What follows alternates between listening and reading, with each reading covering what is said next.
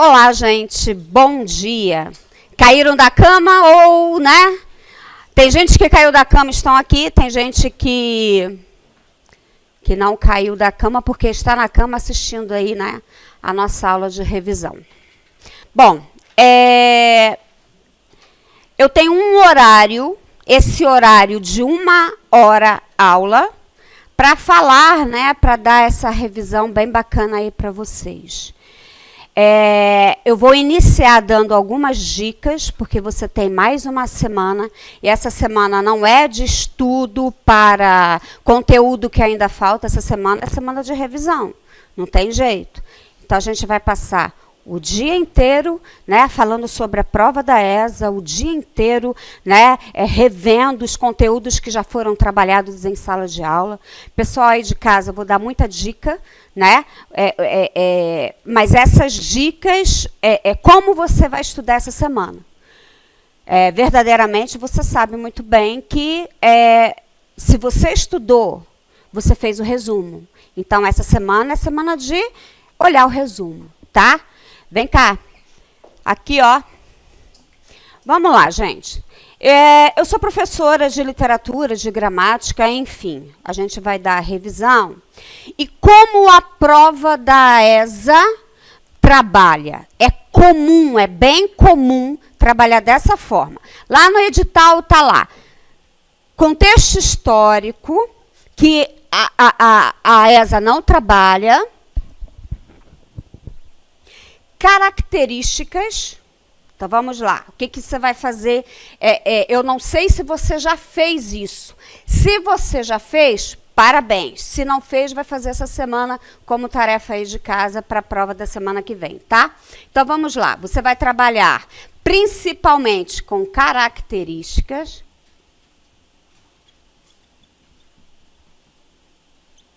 Dessas escolas literárias. Você vai trabalhar com autor e obras. É isso que a ESA vai trabalhar com vocês. Todas as questões de literatura, retirando gêneros literários, retirando a estruturação, ela vai trabalhar dessa forma. Perceberam isso quando você estava estudando? Gente, é só isso. Eles não trabalham com contexto histórico. Então, hoje, a gente vai trabalhar com isso daqui. Então, você vai fazer uma tabelinha. Depois, essas aulas vão ficar gravadas para vocês verem, né?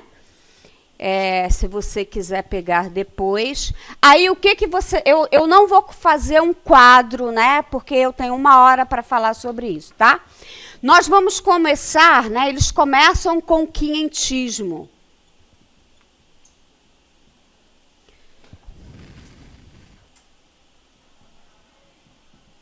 Você sabe muito bem que não é uma escola literária, né? Depois nós vamos ter... Vou só colocar o B, o A, o R, só para você ter noção que não tenho tempo para falar sobre tudo isso, tá? Quinhentismo, depois barroco, depois arcadismo, certo? Depois romantismo, depois realismo e naturalismo. Estou colocando aqui para não confundir com o romantismo. Depois, né, a gente vai ter parnasianismo.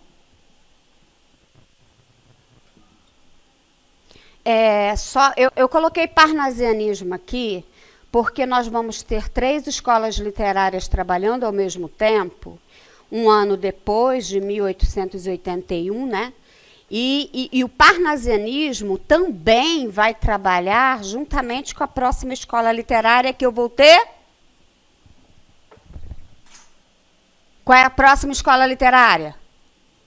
Simbolismo, né? Depois o pré-modernismo e depois o modernismo. Ok? Então, você vai pegar, eu não vou conseguir colocar todas as características aqui, na verdade, impossível, mega impossível. Você depois em casa vai colocar várias características das escolas literárias, inclusive das tendências, obras e autores dessas obras, tá? Então você vai colocar tudo. Então, a prova da ESA trabalha dessa forma. Ela trabalha o autor, depois trabalha a obra literária e depois coloca uma característica desse autor. Tomem cuidado. Então, vamos lá, falando então, dando continuidade do foco da prova. Eles vão trabalhar dessa forma, dever de casa, tá? Quais são, na verdade, que eu coloquei 2 aqui. Eu coloquei um panorama, eu fiz um panorama das escolas literárias. Barroco, arcadismo, romantismo, realismo, naturalismo, simbolismo, parnasianismo e modernismo. Pré-modernismo e quinhentismo não são escolas literárias, tá? São tendências literárias. Por quê? Porque a literatura, o foco dela é o quê? Entretenimento. Quinhentismo não foi entretenimento. A proposta deles é o quê? Escrever uma carta anunciando o achado, que era o Brasil. E o pré-modernismo também não é uma escola literária, porque não tem característica própria dela. Então, eu tenho aí 2 escolas, 2 tendências literárias, né? Que é o pré-modernismo e o quinhentismo, ok? Beleza? Sacaram como é que vocês devem fazer? Preste atenção nisso. Então, vamos lá. De novo aqui, ó. Uma questão, 10 anos de prova. Uma questão, 2 questões, uma questão, 3 questões, considerando uma mesclagem, tá? 3 questões, considerando também uma mesclagem. O que seria uma mesclagem? Uma questão trabalhando com várias escolas literárias. Percebem? Então, também é importante. Uma questão, tchan, tchan. Quantas questões de modernismo? Nenhuma questão. Eu acho, isso aí é achismo, tá? Que provavelmente vai cair modernismo na prova. Vocês concordam comigo? Não, todas já foram trabalhadas, menos o modernismo. O cara vai dar modernismo. É o momento de dar uma questãozinha de modernismo. Você tem que tomar muito cuidado com isso. Ok? Então, intensifica, tá?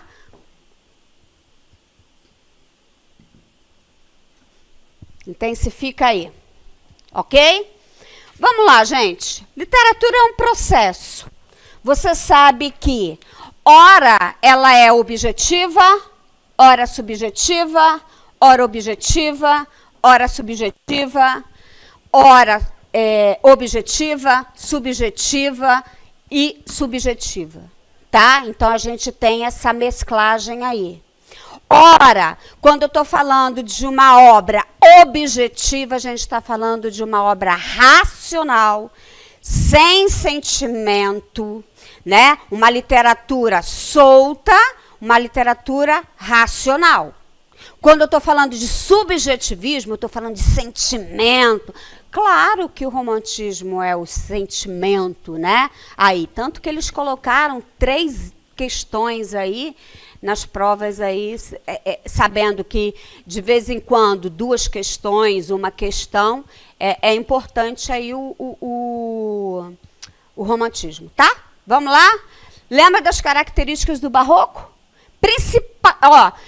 Falou em barroco, contexto histórico, Contra-Reforma. Lembra?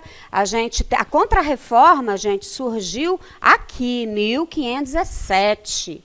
Mas veio repercutir aqui no Barroco.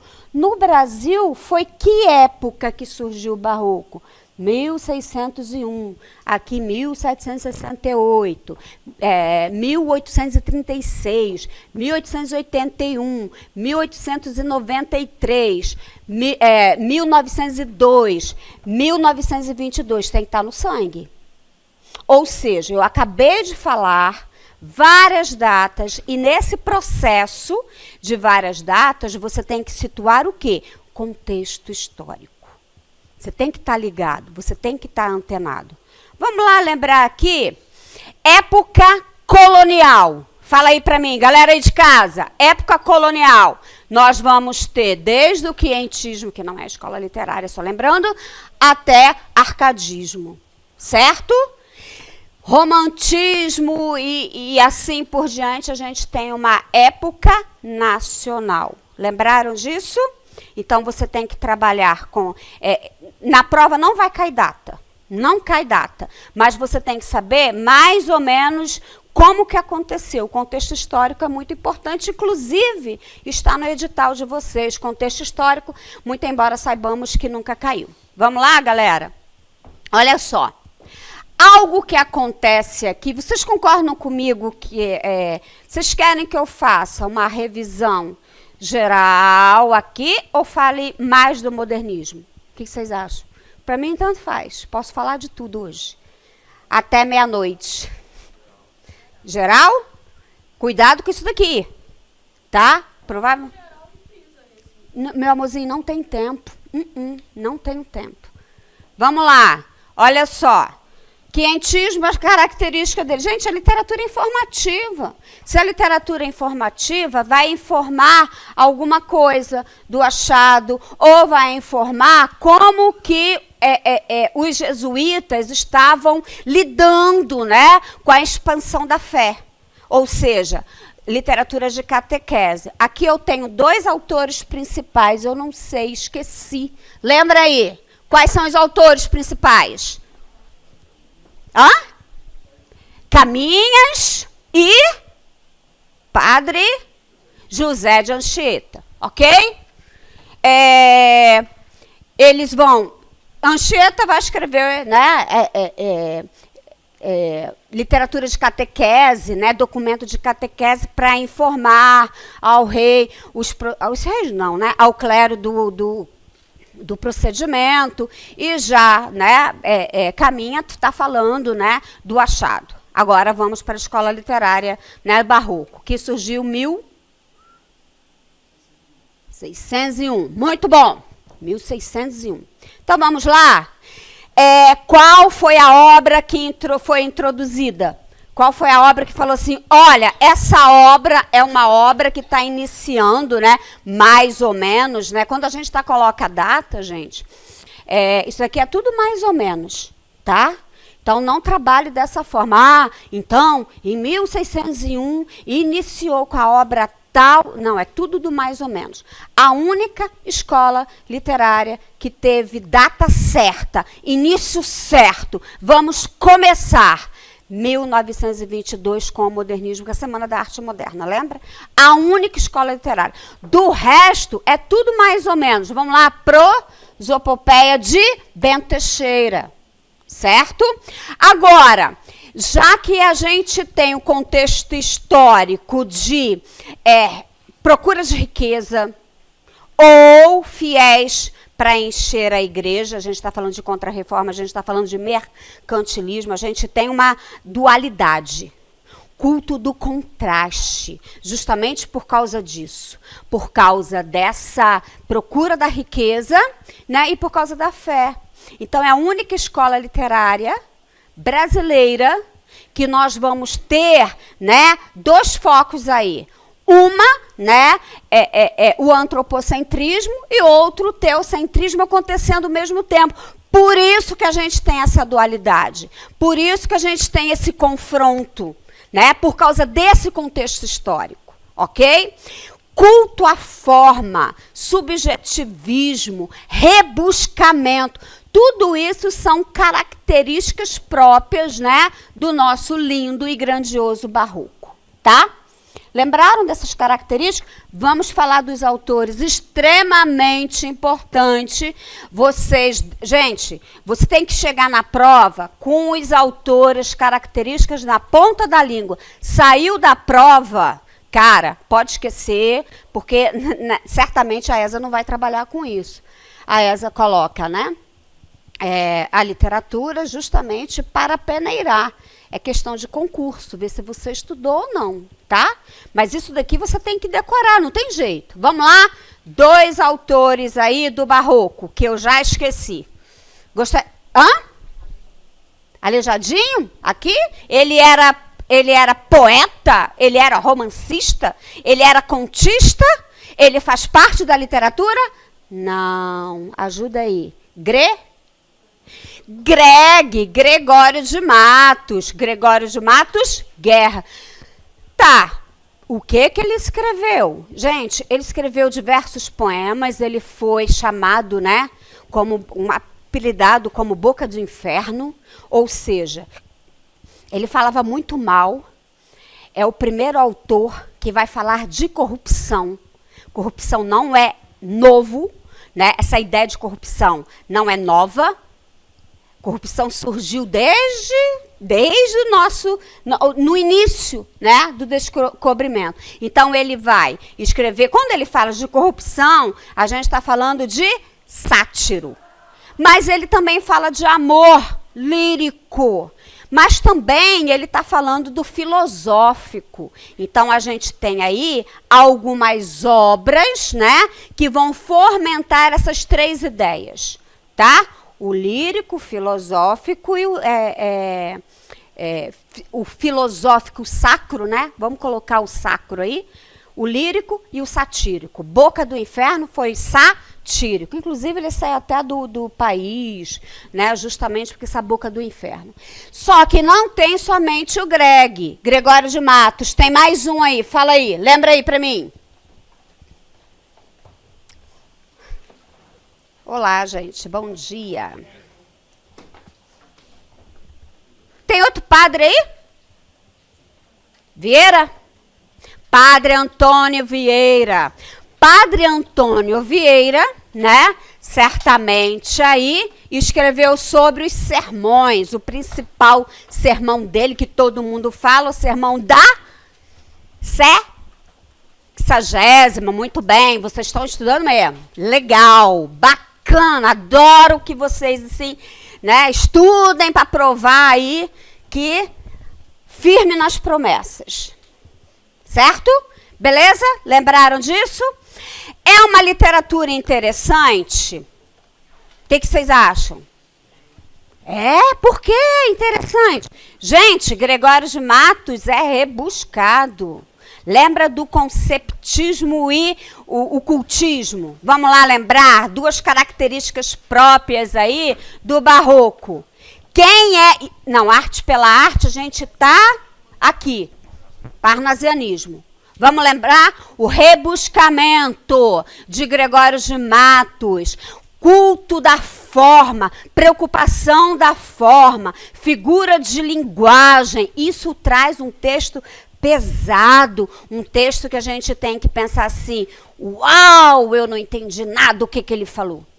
Estou falando sério, não estou brincando. Ou seja, a gente tem uma característica muito própria aí, né, do barroco, que a gente está falando de cultismo. Cultismo, culto à forma.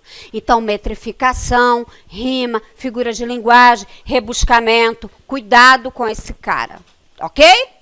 Só que eu tenho mais um, que é o Vieira. Vieira é cultista ou conceptista? Muito bom, conceptista. O que é conceptista? Jogo de ideias.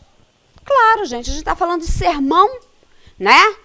Quando ele vai escrever um sermão, a pretensão dele é que todos os fiéis entendam, né, o que ele está falando. Então, é conceptista, ok? Isso é muito importante. Arcadismo. Caramba, cara, se eu tenho aqui rebuscamento, linguagem trabalhada, aqui eu vou ter o quê? Linguagem simples, tranquila. Aí tem aqueles nomes horrorosos que nós aprendemos aí no latim. Fugere urbem, carpe diem, né?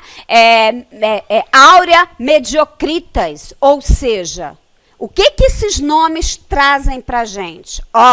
Não se preocupa com a eternidade, vamos viver agora. Vamos numa vida mais simples, vamos sair, mentira, balela, vamos sair das cidades e vamos para o campo, né? Então a gente tem o bucolismo, pastoralismo, tudo fingimento, porque todos os poetas brasileiros, inclusive, caiu na prova justamente sobre isso. Tá falando dessa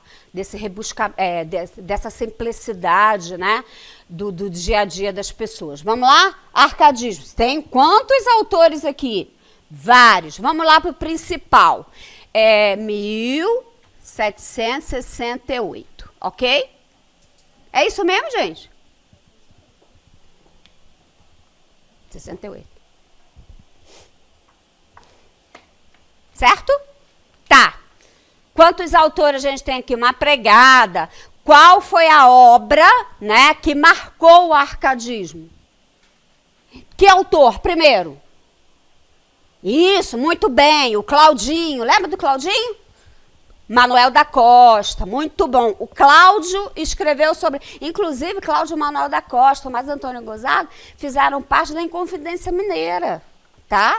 Então, eles vão para Portugal, assimilam tudo o que está acontecendo para lá, a independência dos Estados Unidos. Ah, vamos fazer o seguinte, vamos fazer a mesma coisa no Brasil, vieram para cá, né? Claro que a Inconfidência Mineira foi um marco, foi muito importante para o país, né? Hoje a gente chama do país, na época você sabe muito bem que era colonial, mas na época foi um fracasso, né? Você sabe muito bem disso. Vamos lá? Quais são as características aqui? Simplicidade, fuga da cidade para o campo, bucolismo, pastoralismo, mas só que eu não tenho somente Cláudio Manuel da Costa, né? Eu vou ter Tomás Antônio Gonzaga. Tomás Antônio Gonzaga escreveu o quê, pelo amor de Deus? Isso é importante. Quem chegou agora, tá? Você vai fazer isso daqui. Isso aqui vai cair na prova. Cai sempre na prova, todo ano. Característica, obra e autor, tá? Então, cai sempre. Ele coloca o autor, por exemplo, Álvares de Azevedo, e uma obra que não tem nada a ver com ele, né? Prosopopeia, nada a ver, gente. Então, eles trabalham dessa forma, tá? Vamos lá? Tomás Antônio Gonzaga, Marília de Dirceu, cartas chilenas, tá? Ok? Vamos para o romantismo. Gente, romantismo, eu gastaria para falar do romantismo mais de um dia inteiro, tá? Por quê? Porque eu tenho essa efervescência, 1836. Eu tenho essa efervescência, né? Eu tenho uma época de transição aqui, por causa da família real chegando para o Brasil em 1808, depois a saída deles, depois a independência, Pedrinho maravilhoso, né? Proclama a independência, né? A partir daí, 1822, independência do Brasil, surge homens que se levantam porque eu tenho uma era nacional. Numa época de uma nova nação, uma nação surgindo. Então eu tenho linguagem simples, aqui uma linguagem trabalhada, sabendo que, né, a gente tem duas vertentes aí. A gente tem poesia e prosa. Poesia, primeira geração, segunda geração, terceira geração. Prosa, quando a gente está falando de poesia, primeira geração, segunda geração e terceira geração, data. 36, 53, mais ou menos 70, tá? Prosa, aí não é data. A literatura aqui aconteceu ao mesmo tempo. Eu vou por tema. Urbana, indianista e faltou uma que eu já esqueci. Regionalista, tá? Então, aqui eu tenho 3 também. Tem a histórica, que não é muito mais, não é falada, tá? Vamos lá na poesia. Primeira geração, são quantos autores? 2. Um deles introduziu o romantismo. Quais são? Não, desculpa, qual é? Gonçalves de Magalhães. Qual é a obra? Suspiros poéticos e saudades. Tá? Então, ele introduziu. Fez sucesso? Não. Quem foi mais renomado? Gonçalves Dias. Minha terra tem palmeiras, onde canto sabiá. As aves que aqui gorjeiam, não gorjeiam como lá. Ele estava nesse momento em Portugal, escrevendo, né, Canção do Exílio. Agora, eu estou falando de autores, de poetas que, por exemplo, Canção do Exílio, Gonçalves Dias. Ijucapirama, Gonçalves Dias. Os Timbiras, Gonçalves Dias. Então, a gente tem obras, né, que Gonçalves Dias escreve, que começa a fazer sucesso. Agora, como característica, acabei de falar, né, falando um pouquinho de Canção do Exílio, minha terra tem palmeiras, onde canto sabiá. Isso quer dizer o quê? Aqui eu tenho nacionalismo. O nacionalismo idealizante. Ou seja, né, vai idealizar uma terra. Por quê? Porque a intenção deles era mostrar para o mundo o que era o Brasil. Tá? Então, essa terra tinha que ser linda, maravilhosa, esplendorosa, bela. Habitante, os índios, lindos, maravilhosos, fortes, honrados, dignos, né, corajosos. Então, eu tenho também idealização do índio e da mulher. A mulher índio ou a mulher branca não interessa, já que eu tenho subjetivismo aqui. Objetivismo, subjetivismo. Sempre intercala, tá, gente? Sempre vai intercalando. Objetivo, subjetivo, subjetivo, falou o contrário. Subjetivo, objetivo, subjetivo. Então, tem o sentimento. A mulher aqui é mostrada de uma nova forma. Tá? Que é uma volta aí para o trovadorismo que não cai na prova. Ok? Beleza? Lembraram disso? Tá. Então, eu tenho segunda geração.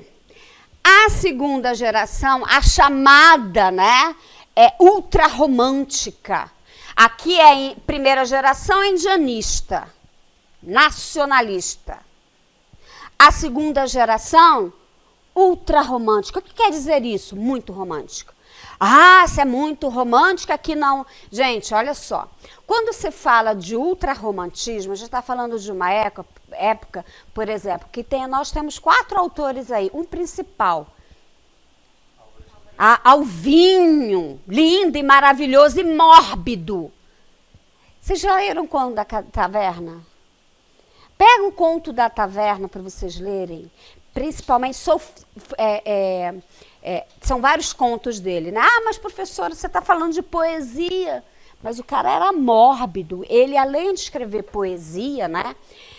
Qual foi a poesia que ele escreveu que te deu uma impressão assim? Uau, o que é isso? Lembra? Lira? Dos 20 anos, né? Então, ele vai escrever, né, poesia, mas ele também vai escrever contos, né? Conto da taverna. A gente tem aí uma coisa mórbida. E o que quer dizer mórbido? Ele fala de morte. O Satanás, ele se personifica e vários amigos contam, cada um conta uma história mórbida, né? Necrofilia, incesto, vai por aí afora, fala um montão de coisa aí, tá? Que você já deve estar conhecendo, ok? E a última geração que eu acho esplendorosa, a melhor de todas, né? Do romantismo, que a gente tem a Condoreira. Gente, Castro Alves. Era dantesco o navio negreiro. Lembra disso? Lembra que ele fala dos escravos, como que ele sai da África, como que ele vem aqui do Brasil, a condição dos escravos por volta de 1865, 70. Eles começam a intensificar os movimentos abolicionistas. Então, ele vai falar, né? Navio negreiro e mais um. Vozes da África. Falando de quê? Falando da intenção dele dos escravos. Fala aí para mim. Eu falei de mulher dentro dessa primeira, segunda, terceira poesia? Não falei nem... Não, mas espera aí. Todos eles falaram. Vamos lá. Primeira geração, a mulher é platônica, o amor é platônico. Então, eles vão idealizar a mulher. Todos eles vão idealizar a mulher. Gente, a gente estava falando no romantismo, né? Eles vão idealizar a mulher, mas comparando a mulher, por exemplo, com a natureza. Certo? Segunda geração, doentia, pálida, virgem, intocada. Tá? Então, ele a vê nua na cama, com cabelo solto, nua na cama, e ele não chega, ele tem medo, né, de se aproximar dessa mulher, principalmente Álvares de Azevedo. Tá? E a terceira geração, o que o Castro Alves faz?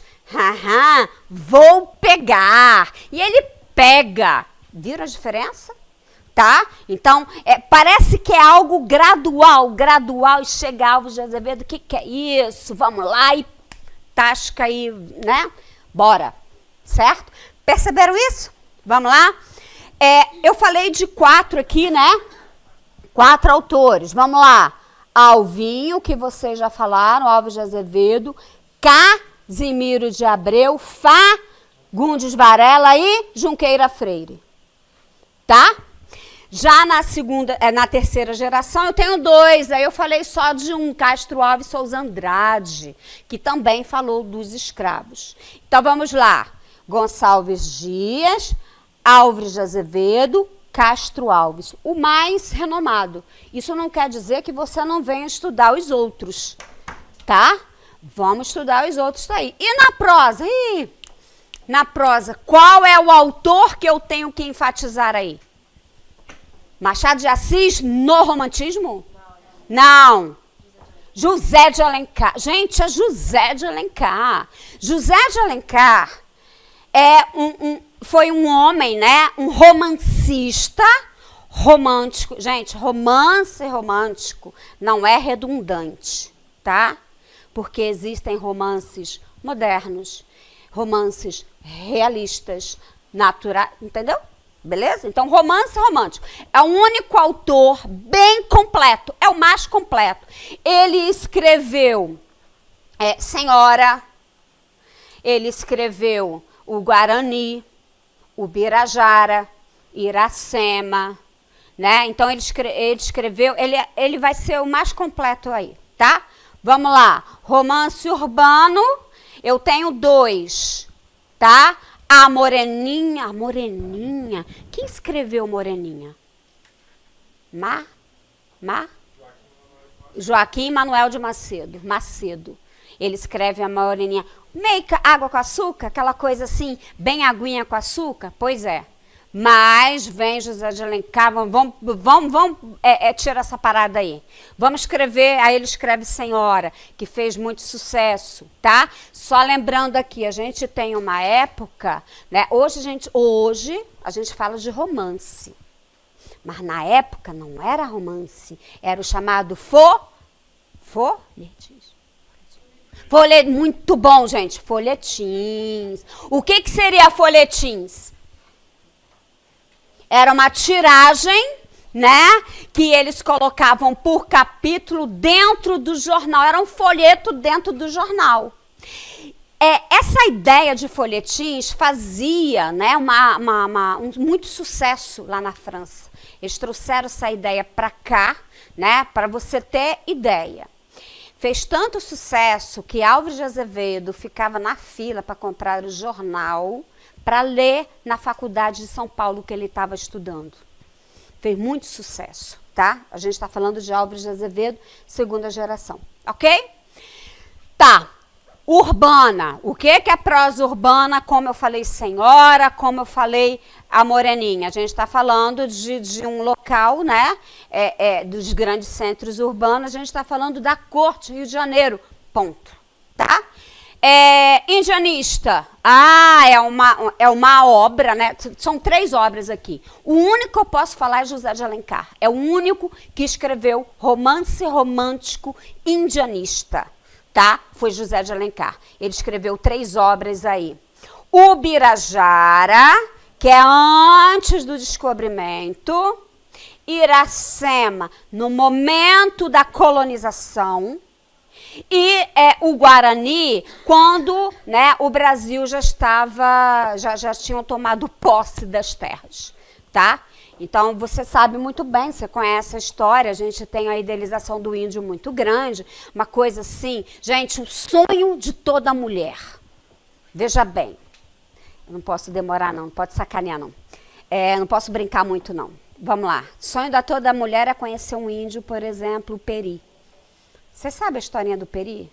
Gente, coisa linda. Você fica olhando assim, meu Deus, né? Esse homem foi na mata pegar uma onça e não matou a onça porque a sua amada Cecília não conhecia uma onça viva de perto. Ele foi lá, pegou a onça sem arma nenhuma, nenhuma faca, nenhuma arma, amarra a onça e traz para Cecília. Gente, coisa mais linda. Olha, dá até arrepia, não arrepia? Né? No finalzinho ele tinha que salvar a Cecília. O que ele faz de uma enchente? Ele retira uma palmeira do chão para fazer um barquinho para ela. Pensa, coisa mais linda. Pois é, aconteceu isso. Claro, né, que o Monteiro Lobato, né, alguns autores vão falar dessa coisa maravilhosa, dessa idealização toda desse homem, né, esse índio, essa coisa que você já sabe, né, José de Alencar detalha muito esse homem viril, essa coisa, né, do romantismo. Ok? Beleza? E o regionalismo. Vamos lá do regionalismo, que eu não me lembro. Lembra aí para mim. Regionalismo. Não está falando da corte, está falando do interior. Tá? Se é do interior, por exemplo, sertanejo também. Mas eu quero um autor. José de Alencar também. José de Alencar é o mais completo. Mais um autor que fez sucesso no regionalismo. Visconde de Itaunay, Távora, né? Então, esses autores, cada um escrevendo Escrava Isaura, Inocência, né? A mulher aqui sempre vai ser idealizada, mas no regionalismo a gente tem uma proximidade com realismo e naturalismo. Geralmente a literatura romântica tem um final feliz. Geralmente, não necessariamente, porque no regionalismo, né, o final é trágico. Inocência, o seu amado, né, sempre vai ter no romantismo herói e heroína. O seu amado morre e assim sucessivamente. A gente tem que prestar muita atenção nisso, tá? Então, regionalismo, final, geralmente trágico. Realismo, subjetivismo, objetivismo. Por quê? Cientificismo. Lembra disso, do contexto histórico, né? A gente tem aí a segunda revolução industrial, primeira, segunda revolução industrial, e a gente tem o quê? Retratar a realidade. Ora, qual é a diferença do realismo e naturalismo? Na verdade, toda a característica do realismo tem no naturalismo. Quando a gente está falando do naturalismo, a gente está falando de uma extensão. Eu vou acrescentar características, tá? Então, vamos lá. Retratar a realidade, a linguagem é direta, entretanto, né, Machado de Assis, que é o autor, né, que a gente pode falar aí com mais contundência, ele vai, só que Machado de Assis, ele é lento. Ele é direto, mas é lento. Sabe, detalhado? É como se fosse alguém observando e anotando. Por isso que eu tenho análise psicológica aqui de Machado de Assis. Machado de Assis escreveu que obra? Memórias Póstumas de Brás Cubas, que vai, 1881, que vai verdadeiramente, né, introduzir o realismo. Mas Machado de Assis também escreveu obras românticas, tá? Mas ele é realista. Cuidado com isso. Tá. Machado de Assis escreveu Memórias Póstumas de Brás Cubas. O que mais? Quincas Borbas e Dom Casmurro, tá? Ou seja, ele vai retratar a realidade, mas essa realidade é que tipo de classe social? Burguesia, que é diferente do naturalismo. O que você falou? Hã? É a burguesia, então ele vai falar da sua classe. Mulato, que verdadeiramente não falou como Castro Alves falou, tá? Como que Castro Alves falou do escravo? A sua realidade. Então há uma aproximação aqui do realismo. Por que Castro Alves não faz parte do realismo? Porque ele coloca sentimento. E o sentimento está no romantismo, não está no realismo. Então ele não vai se conter. Ele vai falar da condição do escravo fazendo o quê? Colocando sentimento. Por que isso, gente? Por que ele coloca sentimento? Não é por causa do romantismo. Quer ver uma coisa? Qual é a nossa literatura atual? Não temos. Não temos um nome. Não temos uma nomenclatura. É preciso que haja um afastamento temporal para analisar essa época aqui, para eles colocarem uma nomenclatura certa. Certo? Na época acontecia a mesma coisa.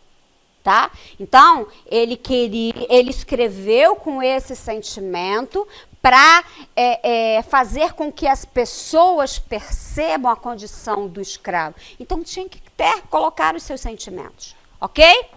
Bom, autor principal do realismo, Machado de Assis. Do naturalismo, Aloysio Azevedo.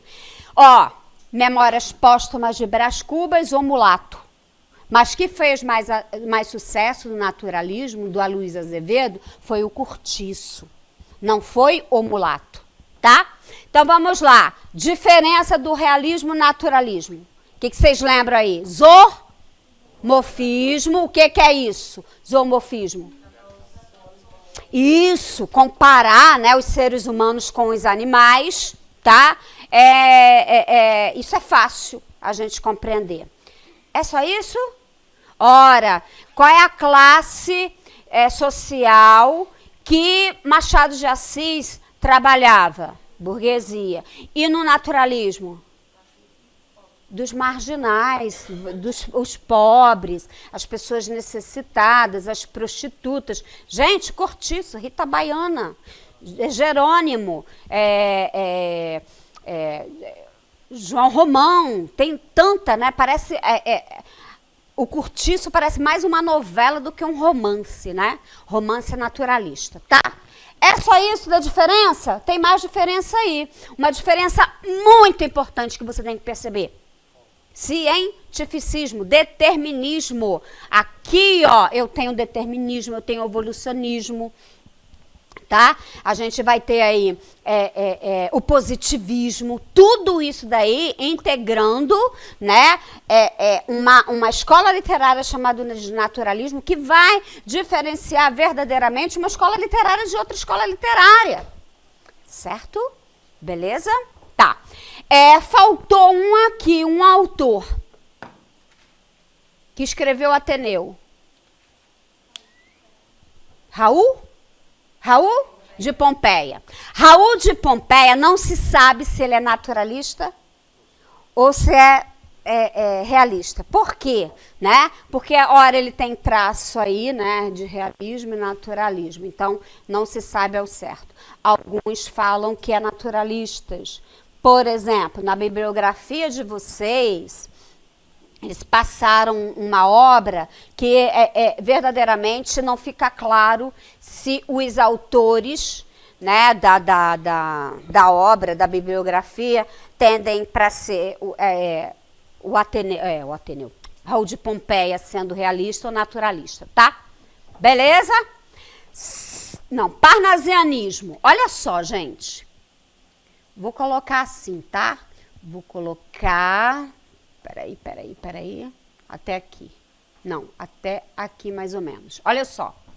O parnasianismo iniciou um ano depois do realismo e naturalismo. 1882. E veio terminando aí 1918, com a morte de Olavo Bilac. E aqui a gente tem 1902, que é o pré... Dá para entender? Ah, então peraí. Em dado momento, a gente tem 3 literaturas acontecendo ao mesmo tempo. O parnasianismo, que alguém já falou aí, né? Arte pela arte, tá? Culto à forma, né? A preocupação com a forma, o conteúdo eles deixam um pouco de lado. Então, mais a preocupação aí com a forma. Eu tenho o mesmo raciocínio aqui, objetivismo, que perpassa o realismo e naturalismo, né? Vai esfriando, que surge o simbolismo, que vai acontecer ao mesmo tempo 2 escolas literárias, certo? Vamos falar dessa tríade parnasiana, que eu já esqueci? Me ajuda aí. Tríade parnasiana. São 3 autores. Que eu já esqueci. Olavo Bilac. Raimundo Correia e me ajuda aí. Betinho, gente. Alberto de Oliveira. Tá? Então, você falou o quê? Beto Carreiro, tá bom. Então vamos lá. Essa tríade integra, né, uma escola literária que a gente vai chamar de parnasiana, certo? O parnasianismo vai estar se preocupando com a arte. Ele vai escrever a arte não colocando sentimento, é a arte por causa da arte.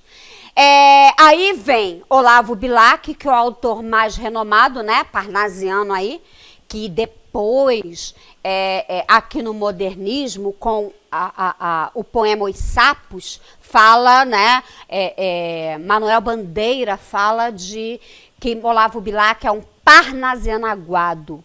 Por quê? Porque ele vai trabalhar somente com a metrificação, com as rimas, figuras de linguagem, ele não vai trabalhar o conteúdo da essência, né? Então, eles preferem a arte pela arte do que a essência, do que o sentimento, tá? Então, vamos lá. Parnasianismo, a gente tem essa tríade. E o simbolismo? Gente, o simbolismo é uma volta para o romantismo, tá? Cansado aí de uma coisa seca, uma coisa, né? Mas o que significa simbolismo? Algo simbólico. Pega um símbolo, só para vocês entenderem aí. Deixa eu ver aqui. Tem um poema chamado Palhaço, de Cruz e Souza. Ele fala assim, palhaço. Aí ele vai falando, né?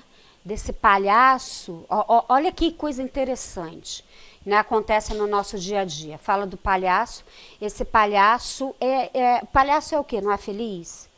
É feliz, pelo menos ele apresenta a felicidade para o público, mas verdadeiramente aquilo dali é uma capa, verdadeiramente ele é triste, e ele vai apresentar, então palhaço,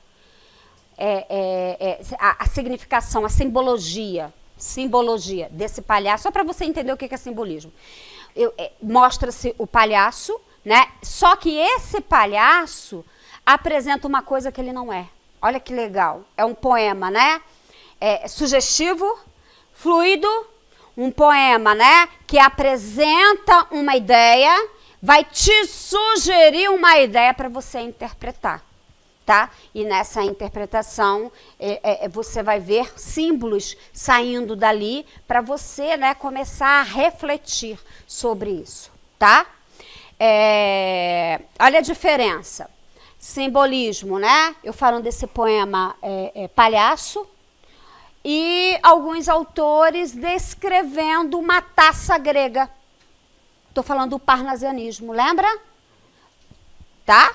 Então, eu tenho uma grande diferença. Gente, a diferença é enorme aqui. Eu tenho características, claro, que simbolismo vai preservar essa ideia de culto da forma. como parnasianismo, mas com uma ideia de sentimento, mais reflexão. Por isso que se fala na literatura de fluido, etéreo, vago, sugestivo, para você refletir, para você raciocinar aí. Certinho? Beleza? Autor principal aqui. 2. Cruz de Souza, que eu já falei, outro que eu nem imagino. Alfonso Guimarães. Olha que coisa mais linda. O pai não sabia escrever na época. Botar Alfonso. Então, né? Alfonso Guimarães. Tá? Ok, galera? Poeta. Poesia, poeta. Escreve aí, né? Para você colocar depois dessa semana para pesquisar. Poesia também. Mas, qual foi... Ah, não coloquei aqui.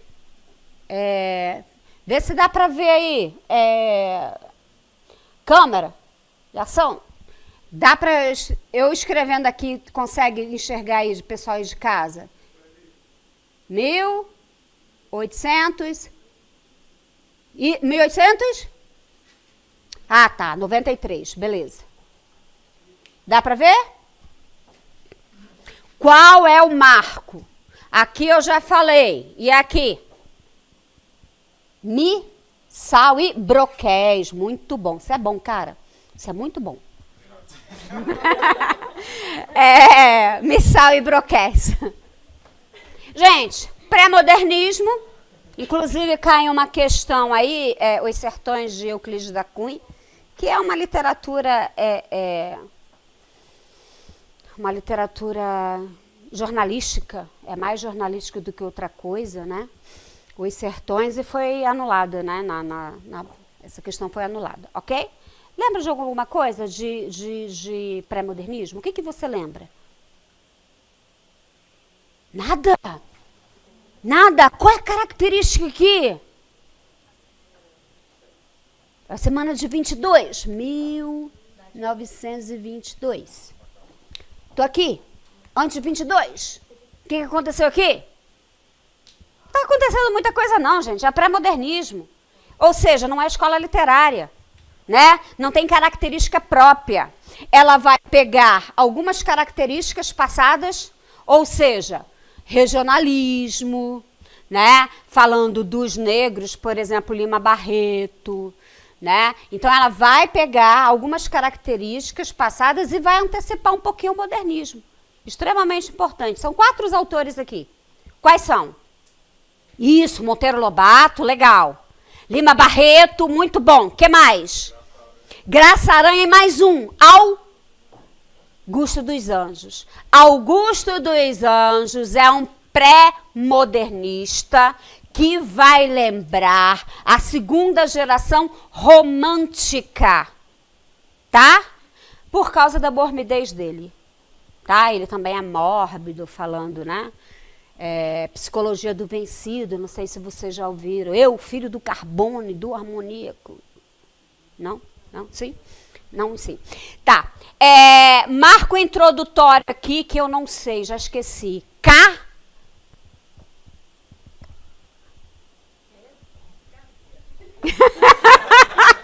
Não. Isso, Canaã, muito bom, vocês são ótimos.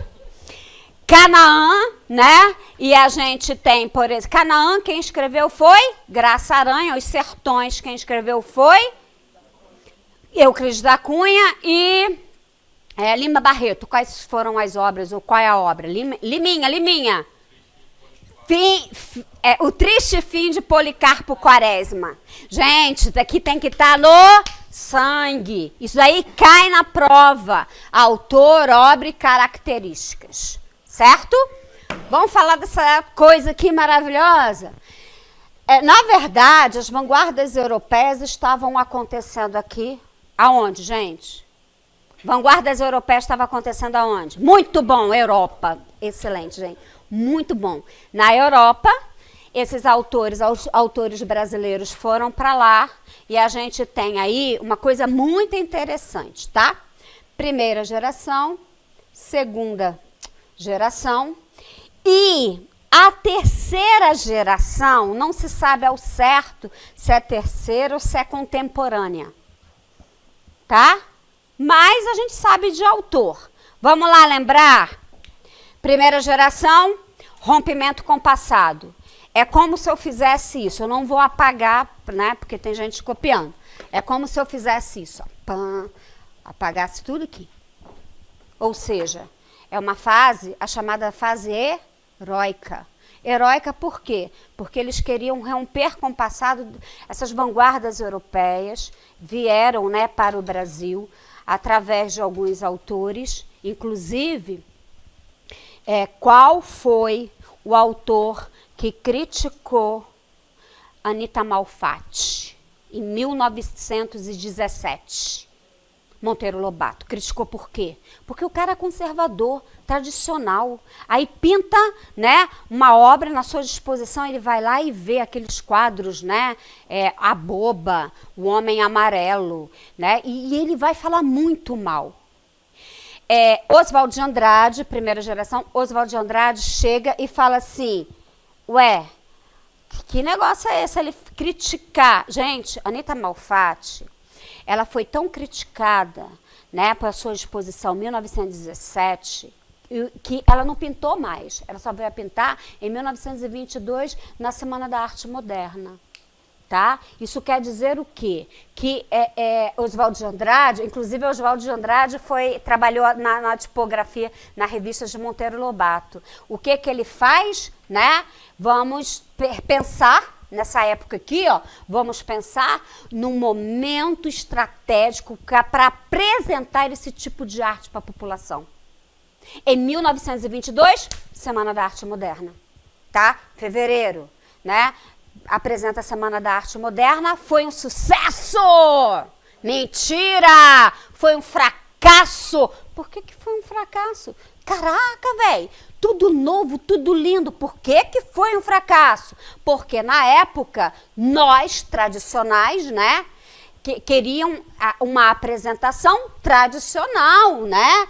Parnasiana, né? Simbolista. Então, é uma fase heróica porque eles tentam destruir. Por isso que é heróica, tá? Nós temos 3 autores aí principais. Oswald de Andrade, Mário de Andrade, Manuel Bandeira. Vamos lá? Oswald de Andrade escreveu o quê? Várias poesias. Pronominais, maturidade, várias poesias, tá? E ele ele era só poeta? Não! Ele escreveu romance, que eu já esqueci o nome. Esse mesmo, não é, gente? Romance lindo, né? Memórias Sentimentais de João Miramar, tá? E ele também ele escreveu até drama. Qual é o drama? Rei da Vela. Isso é ótimo, cara. Rei da Vela. Como que você foi lembrar? Tirou no fundo do baú, né, cara? Foi da memória. Oswald de Andrade. Vamos lá. Próxima aí. Segunda geração. Desculpa. Mário de Andrade. Libertinagem. Muito bom. Libertinagem. Só isso, ele era... Libertinagem, a gente está falando de poesia, tá? Uma coletânea de poesia. Mas ele não escreveu só poesia, ele escreveu romance também. O chamado Macunaíma. Macunaíma. Herói sem nenhum caráter. Como um herói pode ser? Só dar uma dica aqui, gente. Herói sem nenhum caráter. Como que ele coloca Macunaíma? Claro que quando se fala do romantismo, a gente está falando do índio idealizado. O Macunaíma é um índio, mas ele não é idealizado. O que ele faz? Mário de Andrade, muito estudioso, estudou, né, o folclore e tudo, e colocou em 7 dias, né, ele escreveu a obra Macunaíma, mas depois de muito estudo, ele coloca 3 raças aqui. O negro sempre foi ignorado na literatura, tá? O único autor Foram 2 autores que eu falei hoje na sala de aula que citou os negros. Quem? Castro Alves e Lima Barreto. Tá? Lima Barreto, ele era um mulato. E ele escreveu, ele falou, ele sofreu preconceito. Machado de Assis não. Ele era mulato, mas não escreveu por causa desse preconceito que havia na época, tá? Mas ele, o que Andrade fala? Ele vai colocar 3 raças em uma. O negro, o índio e o branco. Macunaíma é um índio que nasce negro, que se transforma em branco através de uma fonte. Ele está passeando, né? Passeando, de repente vem uma fonte, né? E ele vai tomar banho na fonte, plum, se transforma em branco. Só que Macunaíma é preguiçoso, ele é desonesto, né? Nada a ver com o povo brasileiro, né? Desonesto, ele é fogoso, tá? Ele é um traidor, ok? Isso quer dizer o quê? Que nessa primeira geração ele vai trabalhar o índio dessa forma. Ok, beleza? Tá faltando um, que eu já falei de um poema dele. Manel, gente, Manuel Bandeira, que vai falar os sapos, né? Que vai falar aí sobre Paulicéia Desvairadas, né? Muito interessante aí. Bota aí, Paulicéia Desvairada na Mário de Andrade. Segunda geração. Não me lembro dela. Nem vocês. Tá. A segunda geração é como se fosse lá, igual ao romantismo, né? Que eu tenho poesia e prosa. Tá? Aqui eu tenho uma pregada, aqui eu tenho uma pregada. A prosa regionalista. Tá? Que vai se dividir em Graciliano Ramos, vamos lá. Gente, vamos falar da característica só para você entender? Desculpa aí. É que o meu horário acabou. Senão eu vou atrasar tudo, é sério. Tá? Coloca aí a prosa regionalista, a poesia, é uma volta para o simbolismo. A gente tem aí Cecília Meirelles, Vinícius de Moraes. Lindo, maravilhoso. Ele só casou 9 vezes. Feio da peste, meu Deus do céu. Mas casou 9 vezes, né? Uma coisa assim básica. Mas super romântico, super, né? Uma volta ao simbolismo. E por último, né? A terceira. Aí tem vários autores aqui, vários autores aqui, tá? Quando você vir modernismo na prova, você vai pensar em mim, por que a professora não falou mais? Ok? Tudo suposição, tá bom, gente? Beijo, até mais.